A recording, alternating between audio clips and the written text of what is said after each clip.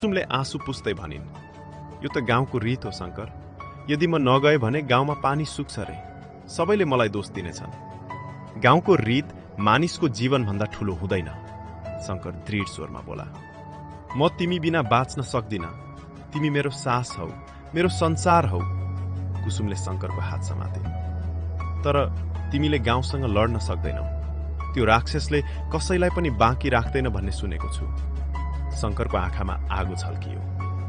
राक्षस जति ठूलो भए पनि माया र साहसभन्दा ठूलो हुँदैन। यदि आज हामी चुप लाग्यौं भने यो रीत कहिल्यै अन्त्य हुँदैन।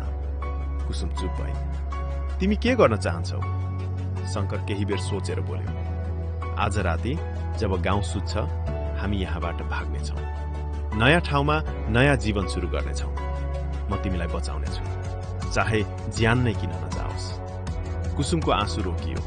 उनले हल्का मुस्कान दिए। साँच्चै तिमी मलाई छोड्ने छैनौ?